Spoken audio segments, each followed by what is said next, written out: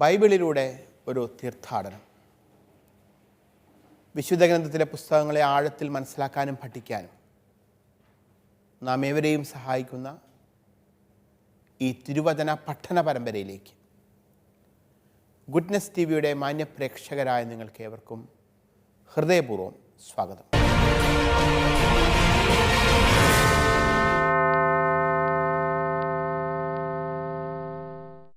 വിശുദ്ധ ഗ്രന്ഥത്തിലെ, പ്രത്യേകിച്ചും പഴയ നിയമത്തിലെ ചരിത്രത്തിലൂടെ നമ്മൾ കടന്നു പോവുകയായിരുന്നു.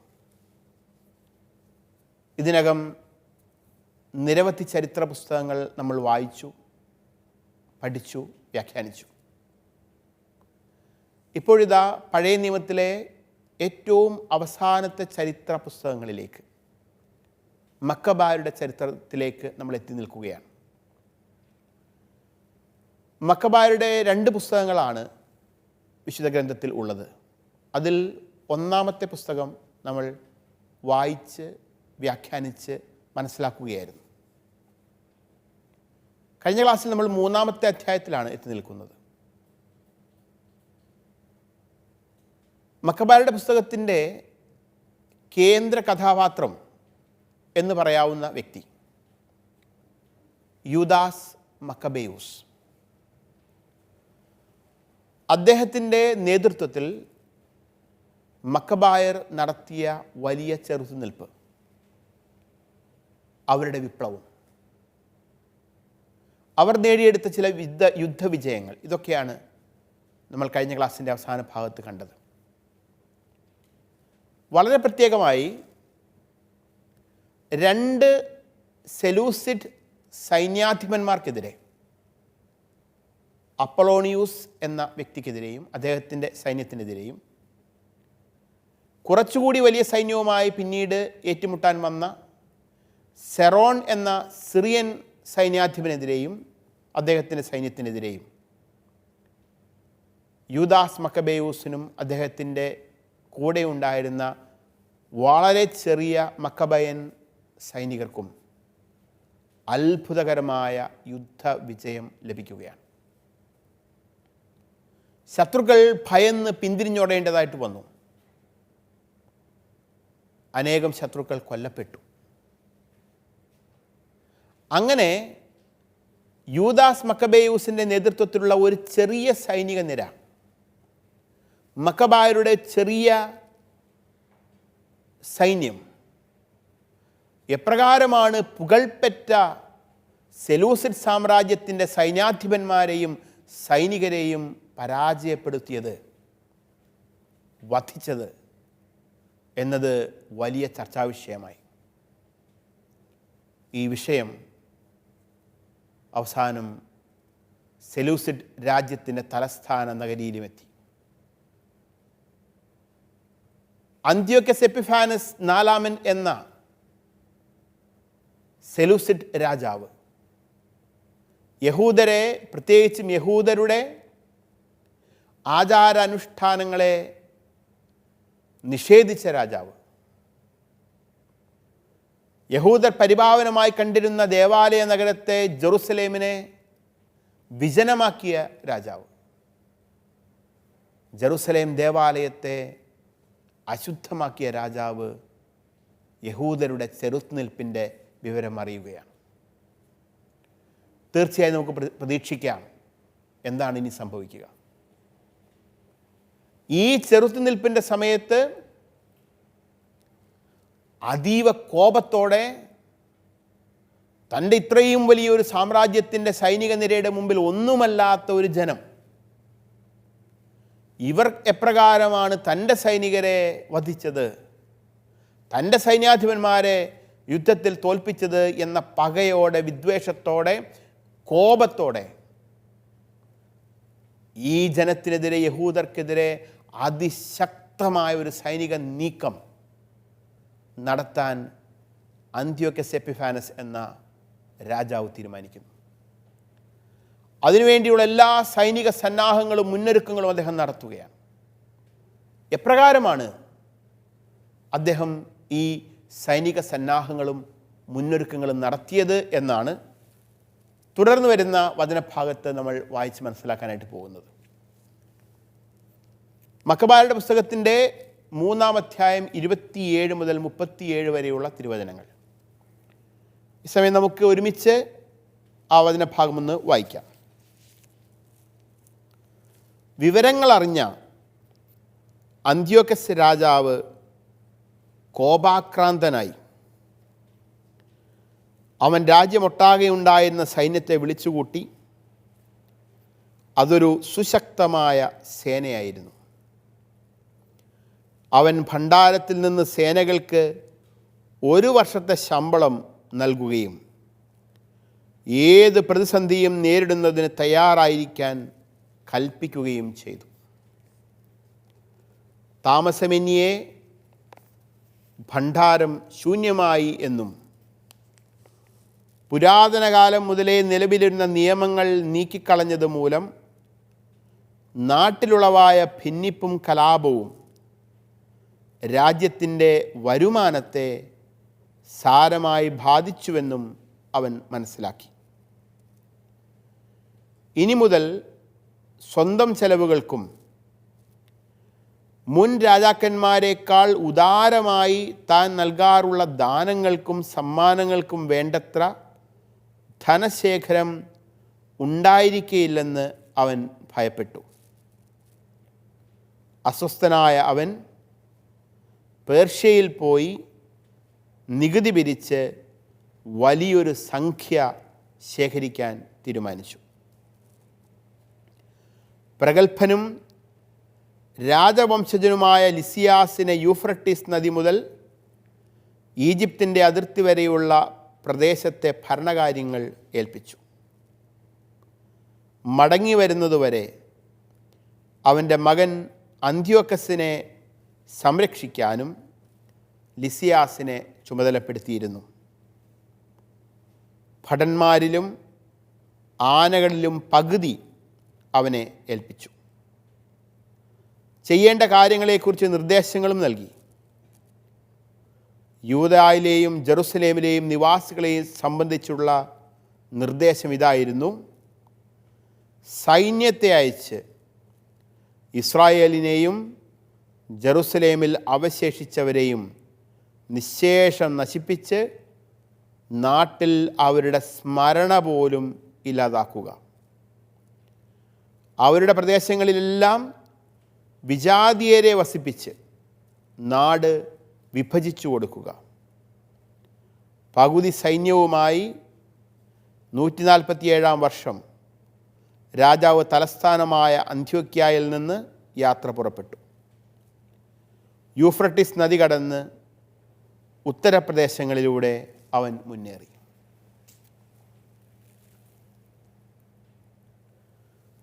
അപ്പൊളോണിയൂസ്, സെറോൺ എന്നിവർക്കെതിരെയുള്ള യൂദാസ് മക്കബേയൂസിൻ്റെ ആധികാരികമായ സൈനിക വിജയങ്ങൾ സെലൂസിഡ് സാമ്രാജ്യത്തെ അസ്വസ്ഥമാക്കുന്നതാണ് ഈ തിരുവചനങ്ങളിലൂടെ നമ്മൾ കണ്ടത്.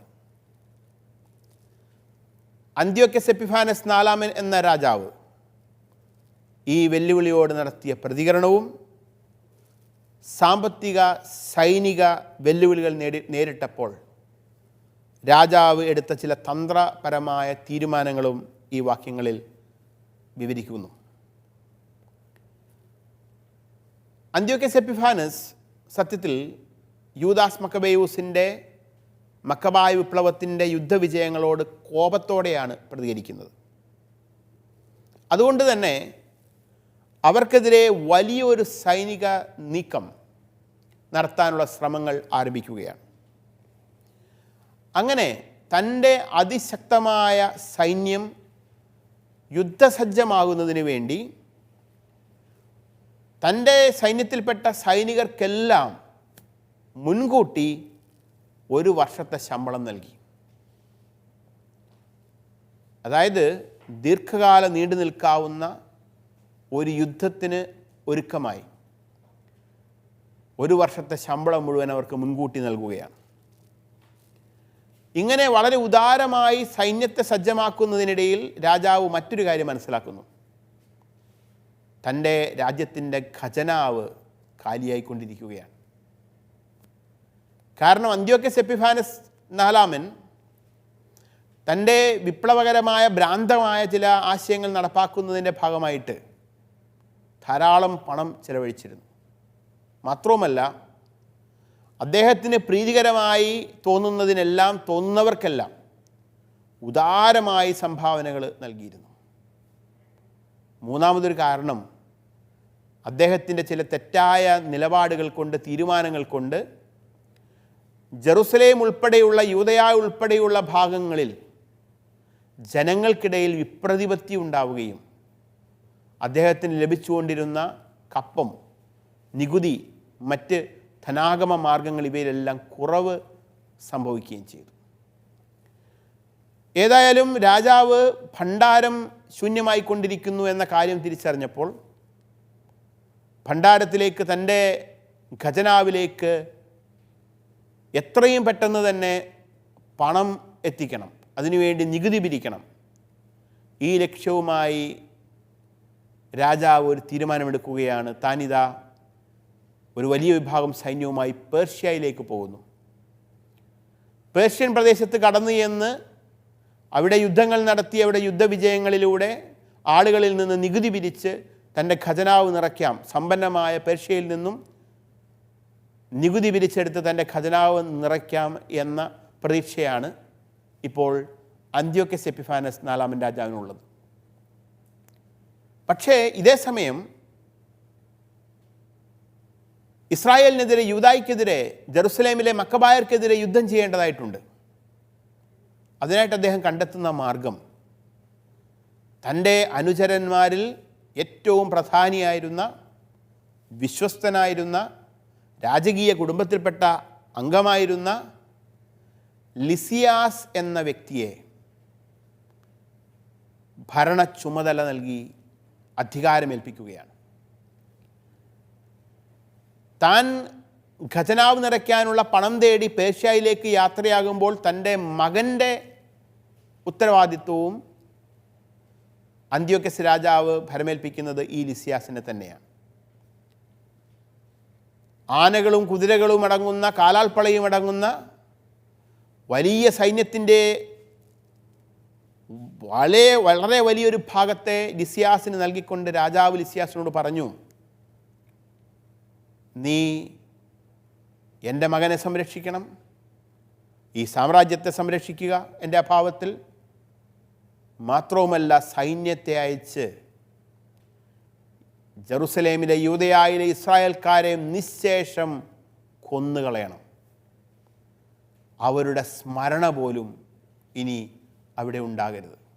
അതായത് വളരെ വലിയ ഒരു സൈനിക നീക്കം നടത്താനായി അധികാരം നൽകിക്കൊണ്ടാണ് ലിസിയാസിനെ ചുമതലപ്പെടുത്തുന്നത്.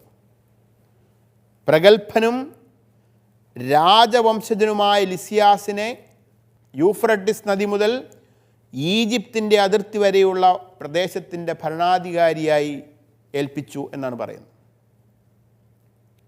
വളരെ വലിയൊരു ഭൂവിഭാഗമാണ്. ദാവീദ് രാജാവ് ഭരിച്ചിരുന്ന ഇസ്രായേൽ രാജ്യത്തിൻ്റെ അതിർത്തികളായിരുന്നു യൂഫ്രട്ടിസ് നദി മുതൽ ഈജിപ്തിലെ നൈൽ നദി വരെയുള്ള ഭാഗം. അത്രയും വലിയ ഒരു ഭൂവിഭാഗത്തിൻ്റെ അധിപതിയായി തൽക്കാലത്തേക്ക് ലിസിയാസിനെ ഏൽപ്പിക്കുകയാണ്. സ്വന്തം മകനെ ഭരമേൽപ്പിക്കുകയാണ്. അതിനുശേഷം ലിസിയാസ് ഇത് ഏറ്റെടുക്കുന്നു. അന്ത്യോക്കസ് എപ്പിഫാനസിൻ്റെ പുത്രൻ, കേവലം അക്കാലത്ത് 7 വയസ്സ് മാത്രം പ്രായമുണ്ടായിരുന്ന അന്ത്യോക്കസ് എവുപാത്തർ എന്ന കുഞ്ഞിൻ്റെ സംരക്ഷണവും ലിസിയാസ് ഏറ്റെടുക്കുന്നു. ഇനി സൈന്യത്തെ സജ്ജമാക്കി യൂദയായിലേക്ക് അവരെ അയച്ച് മക്കബായ വിപ്ലവത്തെ അടിച്ചമർത്തുക എന്നത് ലിസിയാസിൻ്റെ ഉത്തരവാദിത്തമാണ്. ഈ ഉത്തരവാദിത്തം ഏറ്റെടുത്ത ലിസിയാസ് എന്തെല്ലാം കാര്യങ്ങളാണ് ചെയ്തത്? എപ്രകാരമാണ് മക്കബായ വിപ്ലവത്തെ അടിച്ചമർത്താനുള്ള സൈനിക നടപടികളിലേക്ക് ലിസിയാസ് കടന്നത്?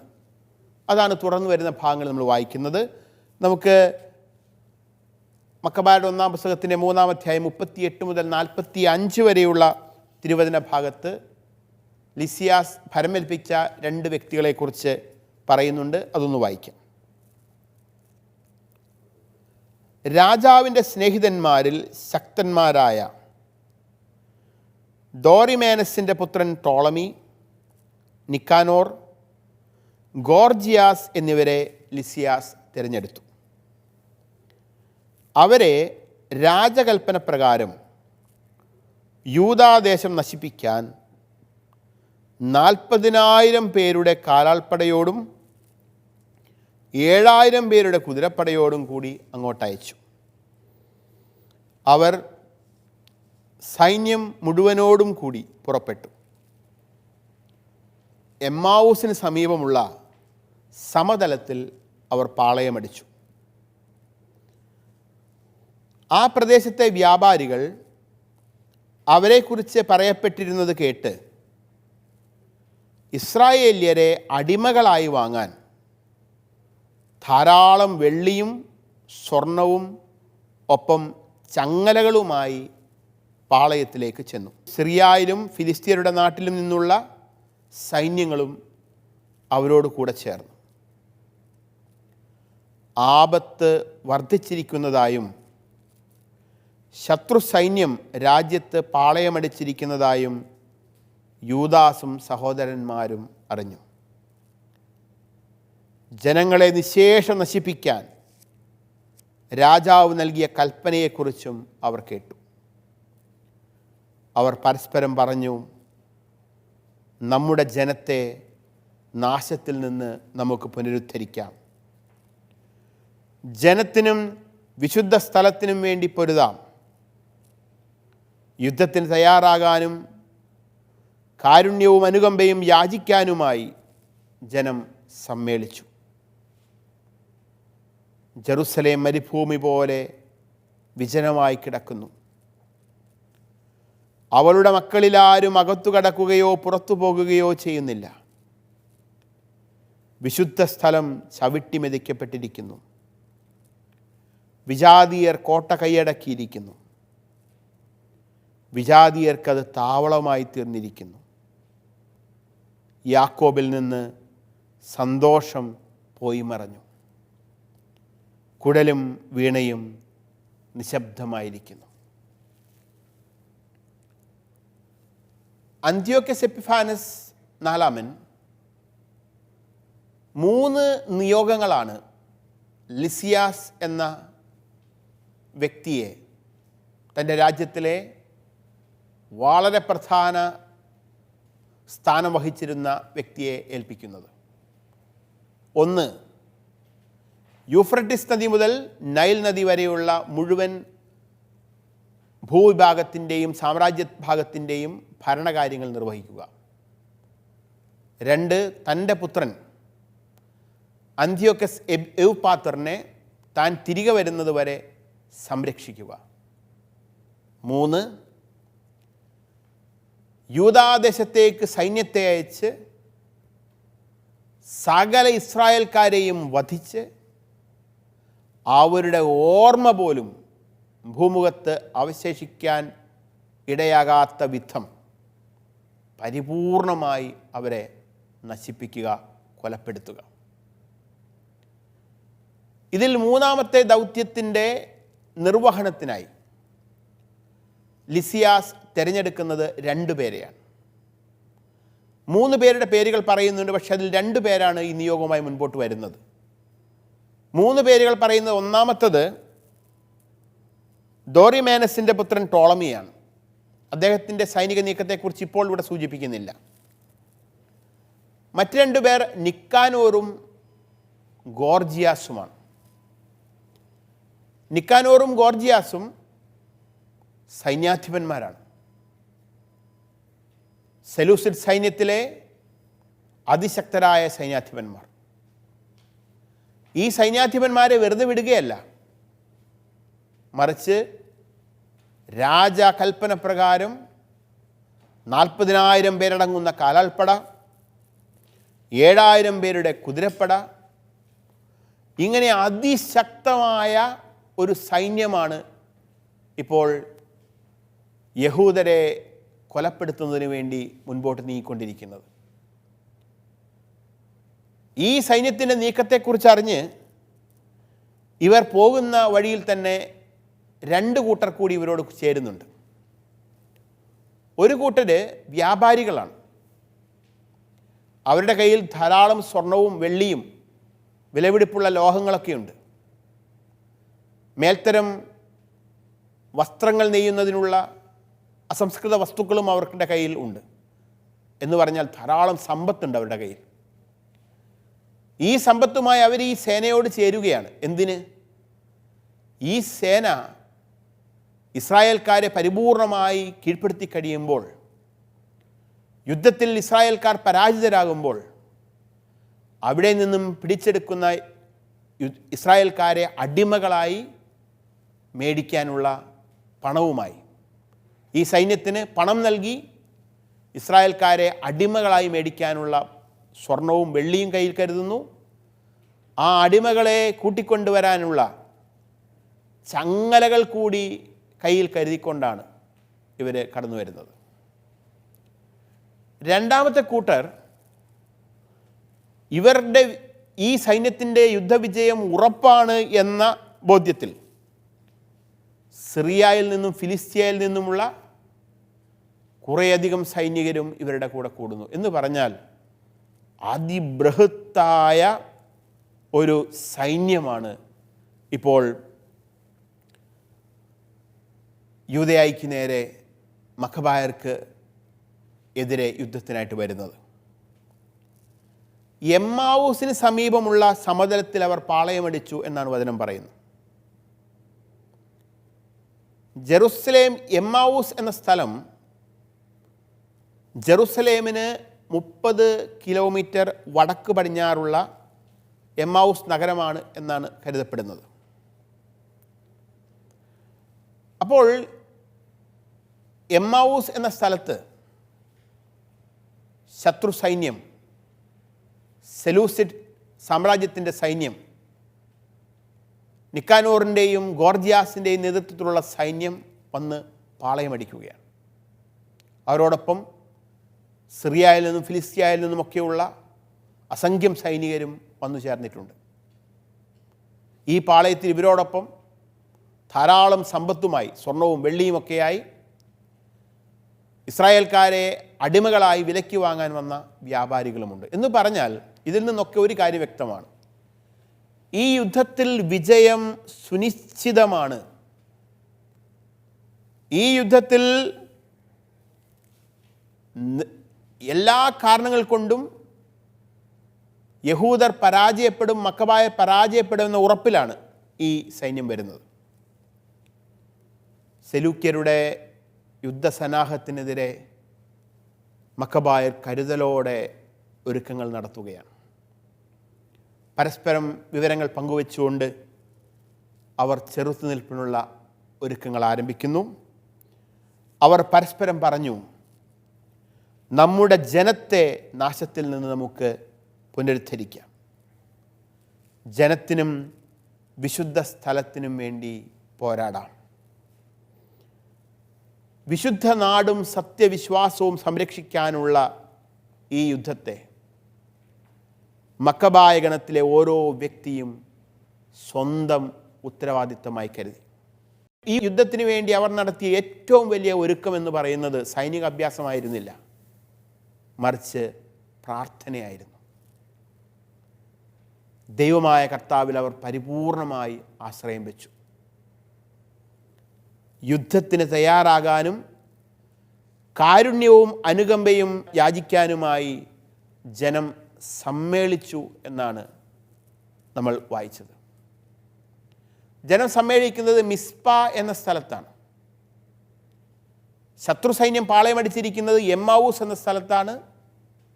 ഇതാ യൂദാസ് മക്കബേയൂസിൻ്റെ നേതൃത്വത്തിൽ മക്കബായരുടെ വളരെ ചെറിയൊരു സൈന്യം അവർ ദൈവത്തോട് കൃപ ചോദിക്കാൻ, ശക്തി യാചിച്ചുകൊണ്ട്, ദൈവത്തിൽ മാത്രം ആശ്രയം വെച്ചുകൊണ്ട് അവർ മിസ്പ എന്ന സ്ഥലത്ത് തമ്പടിച്ചിരിക്കുകയാണ്.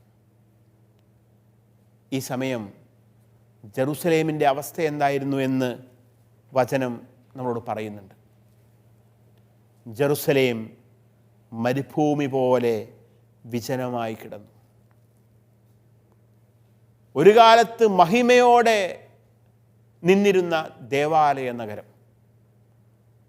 ദാവീദ് രാജാവ് കെട്ടിപ്പൊക്കിയ രാജകീയ തലസ്ഥാനം ഇന്ന് വിജനമായി കിടക്കുന്നു. ജെറുസലേം നിവാസികൾ ആരും ഇന്ന് ജെറുസലേം നഗരത്തിലേക്ക് വരാൻ ധൈര്യപ്പെടുന്നില്ല. സോളമൻ രാജാവ് പണിതുയർത്തിയ മഹിമയെ നിറഞ്ഞ ദൈവമായ കർത്താവിൻ്റെ സാന്നിധ്യം നിലകൊണ്ടിരുന്ന ജെറുസലേം ദേവാലയം ഇന്ന് ചവിട്ടിമെതിക്കപ്പെട്ടിരിക്കുന്നു. അത് വിജാതീയർക്ക്, വിദേശീയർക്ക് ഒരു താവളമായി നശിപ്പിക്കപ്പെട്ടിരിക്കുന്നു. ഈ വിശുദ്ധ സ്ഥലത്തെ വീണ്ടെടുക്കണം. അതിനുള്ള കൃപയ്ക്ക് വേണ്ടി, ശക്തിക്ക് വേണ്ടിയാണ് ഈ ജനം മിസ്പായിലേക്ക് പോകുന്നത്. അവർ മിസ്പായിൽ നടത്തുന്ന പ്രാർത്ഥനകളും അതിന് ലഭിക്കുന്ന ഉത്തരവും അടുത്ത ക്ലാസ്സിൽ നമുക്ക് വിശദമാക്കാം.